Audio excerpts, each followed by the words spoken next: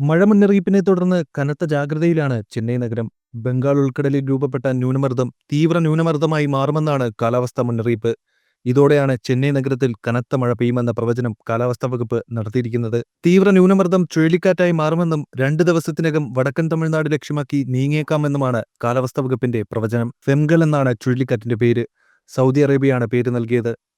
നിലവിൽ മണിക്കൂറിൽ 12 കിലോമീറ്റർ വേഗതയിലാണ് ന്യൂനമർദ്ദം സഞ്ചരിക്കുന്നതെന്ന് കാലാവസ്ഥാ വകുപ്പ് അറിയിക്കുന്നു. ചുഴലിക്കാറ്റ് എവിടെ കരതൊടുമെന്നോ എപ്പോൾ കരതൊടുമെന്നോ ഇപ്പോൾ പറയാനാവില്ല എന്നാണ് കാലാവസ്ഥാ വകുപ്പ് പറയുന്നത്. കാറ്റിന്റെ വേഗവും ദിശയും നിരീക്ഷിക്കുകയാണെന്നും കാലാവസ്ഥാ കേന്ദ്രം അറിയിച്ചു.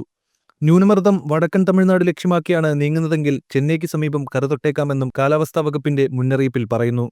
ചെന്നൈ നഗരത്തിലും സമീപ ജില്ലകളിലും കനത്ത മഴ പെയ്യുമെന്നാണ് മുന്നറിയിപ്പ്. കാലാവസ്ഥാ മുന്നറിയിപ്പിനെ തുടർന്ന് ചെന്നൈ, ചെങ്കൽപ്പട്ട്, കാഞ്ചീപുരം ജില്ലകളിൽ സ്കൂളുകൾക്ക് അവധി പ്രഖ്യാപിച്ചിട്ടുണ്ട്.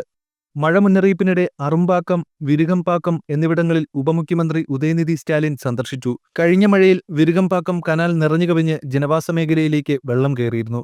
ഇതേ തുടർന്ന് കനാലിന്റെ വീതി കൂട്ടുന്നതുൾപ്പെടെയുള്ള പ്രവൃത്തികൾ നടത്തിയിരുന്നു. ഈ പ്രവൃത്തികളുടെ പുരോഗതിയും മന്ത്രി പരിശോധിച്ചു. മുൻപ് വെള്ളക്കെട്ടുണ്ടായ സമീപ പ്രദേശങ്ങളും മന്ത്രി സന്ദർശിച്ചു. പ്രതികൂല കാലാവസ്ഥയെ തുടർന്ന് നഗരത്തിൽ നിന്നുള്ള വിമാന സർവീസുകൾ തടസ്സപ്പെട്ടു. മധുര, തിരുവനന്തപുരം, കോയമ്പത്തൂർ, ഹൈദരാബാദ്, കൊൽക്കത്ത എന്നിവിടങ്ങളിൽ നിന്നുള്ള വിമാനങ്ങൾ കാലാവസ്ഥ അനുകൂലമല്ലാത്തതിനാൽ ഏറെ വൈകിയാണ് ലാൻഡ് ചെയ്തത്. ഹൈദരാബാദ്, ഡൽഹി, സെക്കന്ദരാബാദ്, മുംബൈ, ലക്നൌ എന്നിവിടങ്ങളിലേക്കുള്ള വിമാനങ്ങളും പുറപ്പെടാൻ വൈകി.